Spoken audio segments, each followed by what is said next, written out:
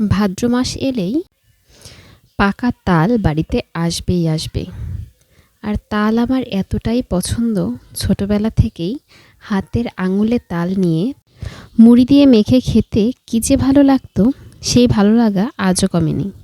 এখন মুড়ি দিয়ে একটু কম খাওয়া হয়, তবে রুটি দিয়েও কিন্তু খুব ভালো লাগে এই তাল খেতে। অনেকে পছন্দ করেন না, কিন্তু যারা পছন্দ করেন তারা কিন্তু তাল জাল করে বা তাল দিয়ে বিভিন্ন আইটেম বানিয়ে খাবেই। আটিটা থেকে তালের গোলা বের করা কিন্তু একটু কষ্টসাধ্য কাজ, তবে খেতে হলে কিন্তু করতে হবে। আর গ্রাম দেশে যেমন কাঠ দিয়ে আর লোহা দিয়ে তিনকোনা মতো একটা জিনিস বানিয়ে রাখে, আমি নাম জানি না ওটাকে কি বলে, তবে দেখতাম সবার ঘরে ঘরেই থাকে। আর ওটা দিয়ে খুব সহজেই তালটাকে কিন্তু এইভাবে ছাড়িয়ে নেওয়া হয়। তো আজকে আমার শাশুড়ি মা ঝুড়ি দিয়ে এইভাবে তালটাকে গোলা বের করেছে। এরপরে তালটাকে একটু চিনি দিয়ে জাল করে ওই তালটা দিয়ে আজকে তালের বড়া বানানো হবে।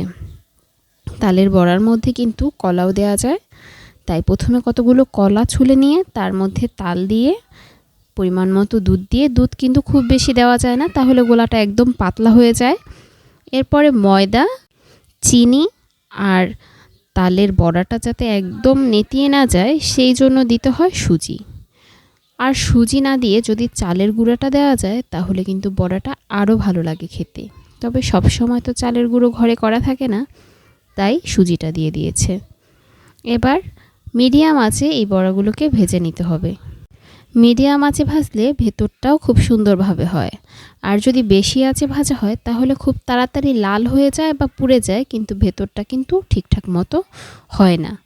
দেখতে পাচ্ছেন বড়াগুলো কিন্তু একদম সুন্দরই হয়েছে। আজকের এই বড়াটা আমার শাশুড়ি মাই করেছে, আমি করিনি। তো আমি প্রথমেই এমন হয়েছে সেই টোনাটুনির গল্পের মতো, ভাজাও শেষ খাওয়াও শেষ, এরকম এক একটা ব্যাচ হচ্ছিল আর আমরা নিয়ে নিয়ে তুলে তুলে খাচ্ছিলাম। তাই একবারে কতগুলো বড়া হয়েছে তা আর দেখাতে পারলাম না, শেষে যে কয়টা ছিল সেই কয়টাই আপনাদের সাথে শেয়ার করলাম। কেমন লাগলো জানাবেন। আশা করি আজকের ভিডিওটি ভালো লেগেছে। বাড়িতে আপনারাও এই তালের সিজন থাকতে থাকতেই কিন্তু এটা ট্রাই করতে পারেন। ভালো থাকবেন, সুস্থ থাকবেন।